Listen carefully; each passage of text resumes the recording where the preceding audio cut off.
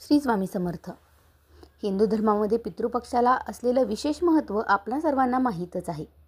हा काळ म्हणजे आपण आपल्या पूर्वजांच्या आत्म्याला शांती मिळावी म्हणून श्राद्ध, तर्पण आणि पिंडदान करण्याचा पवित्र काळ. 7 सप्टेंबर 2025ला पितृपक्षाची सुरुवात तर आता झालेलीच आहे. ह्याची समाप्ती होते ती 21 सप्टेंबर 2025ला. पितृपक्षाचा शेवटचा दिवस म्हणजे सर्व पितृ अमावस्या.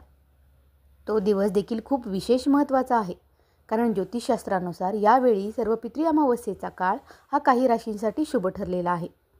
आणि बाकी सर्व श्राद्धविधी करण्याच्या दिवसांमध्ये जर तुम्हाला आपल्या पितरांचं श्राद्ध करणं, तर्पण करणं किंवा पिंडदान करणं जर शक्य झालं नाही, तर आपण ते सर्व पितृ अमावस्येच्या दिवशी करू शकतो. कदाचित ही आपल्याला आपल्या वेळेनुसार मिळालेली एक संधीच असते. त्यामुळे तुम्ही देखील सर्व पितृ अमावस्या साजरी करायला सोडू नका. तर आजच्या या व्हिडिओमध्ये मी तुम्हाला सर्व पितृ अमावस्येला कशा प्रकारे आपण तर्पण विधी करायचा, पूजा कशी करायची, यासोबतच या सर्व पितृ अमावस्येला खंडग्रास सूर्यग्रहणाची देखील सावट आहे. मग अशावेळी आपण तर्पण करायचे का नाही करायचे, या सर्व गोष्टींची माहिती तुम्हाला आजच्या या व्हिडिओमध्ये मिळणार आहे. त्यामुळे आपल्या व्हिडिओला न चुकता शेवटपर्यंत बघा आणि सबस्क्राईब केलं नसेल तर आपल्या चॅनेलला अजूनही सबस्क्राईब करून घ्या. आता आपण व्हिडिओला सुरुवात करूया. मैत्रिणींनो, सर्व पितृ अमावस्या ही पितृपक्षाच्या शेवटी येत असते, म्हणून आपण तिला महालय आणि सर्वमोक्ष अमावस्या असं देखील म्हणत असतो. पितरांचा आशीर्वाद आपल्याला मिळावा हा पितृपक्षातला शेवटच्या दिवशीचा महत्त्वाचा उद्देश असतो. कारण या दिवशी केलेलं श्राद्ध आणि तर्पण हे सर्व पितरांना समर्पित असतं. या दिवशी आपण पितरांना निरोप देतो. सर्व पितृ अमावस्या कधी आहे याची तारीख आणि महत्त्व आता आपण पुढं समजून घेऊया. तर ज्या पितरांचं श्राद्ध करायचं राहून गेलं असेल किंवा ज्यांच्या श्राद्धाची तिथी आठवत नसेल, अशा पितरांचं श्राद्ध आपण या दिवशी करत असतो. त्या दिवशी तुम्ही सर्व पितरांचं नाव घेऊन श्राद्ध करू शकता. हे श्राद्ध पितृदेव स्वीकारतात. त्यामुळं पितृपक्षातील शेवटच्या दिवशी राहून गेलेले किंवा त्यांची तिथी माहीत नाही अशा पितरांचं श्राद्ध केलं जातं. सर्व पितृ अमावस्या ही ज्योतिषशास्त्रानुसार यावेळी तर्पण आणि पिंडदानाच्या शुभ काळानुसारच करायची आहे. दुपारी हा काळ तुम्हाला सकाळी 11:50 ते दुपारी 12:38 राहणार आहे. तर पिंडदानाची वेळ ही तुमची दुपारी 1:27 ते 3:53 असेल. आता यानंतर तुम्ही जो विधी करणार आहात तो कशा पद्धतीनं करायचा आहे ते समजून घ्या. ज्या दिवशी सर्व पितृ अमावस्या आहे त्या दिवशी तुम्हाला पवित्र नदीमध्ये आंघोळ करायची आहे. तुम्हाला जर ते शक्य नाही झालं तर तुम्ही घरामध्ये तुमच्या आंघोळीच्या पाण्यामध्ये गंगाजल टाकून देखील स्नान करू शकता. हातामध्ये थोडेसे तांदूळ घेऊन तुम्ही पितरांचं स्मरण करायचं आणि श्राद्धाचा संकल्प घ्यायचा आहे.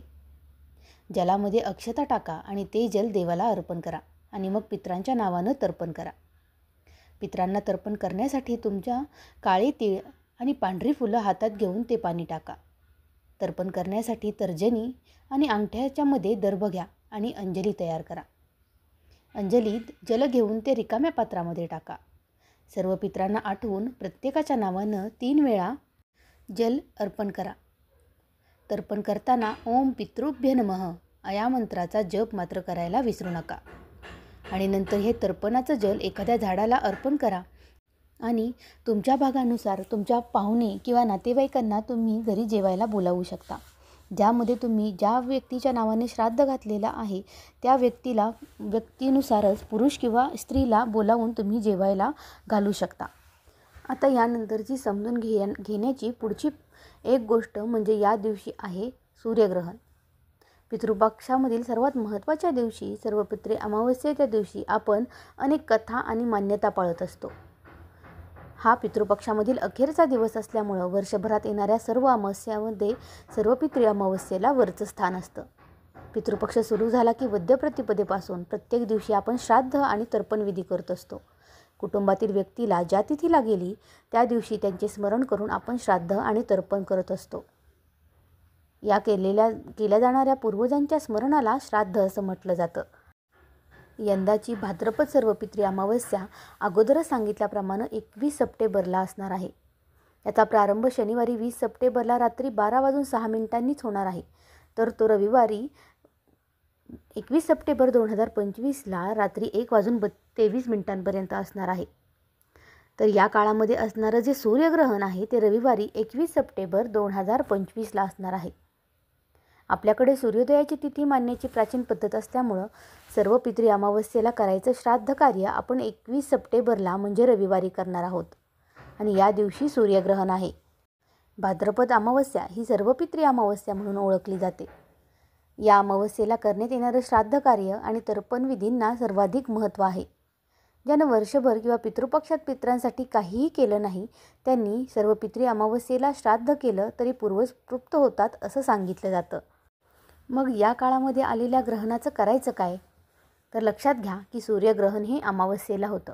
सूर्यग्रहणामध्ये सूर्य आणि पृथ्वी यांच्या दरम्यान चंद्र असतो. पृथ्वीच्या ज्या भागावरती विरळ सावली पडते तेथे निरीक्षकांना खंडग्रास सूर्यग्रहण दिसतं. 2025चं हे सूर्यग्रहण सिंह राशीत असणार आहे. यामध्ये सर्व पितृ अमावस्येला लागणारे खंडग्रास सूर्यग्रहण हे भारतात दिसणार नसल्याचे वेदादी नियम सांगितलेले आहेत. त्यामुळे हे नियम आपण पाळायचे नाहीत. सूर्यग्रहण लागणार त्यावेळेस भारतामध्ये रात्र असणार आहे. त्यामुळे ते भारतातून पाहिले जाऊ शकत नाही. तसेच श्राद्धविधींसाठी सूतक काळ ग्राह्य धरला जात नाही.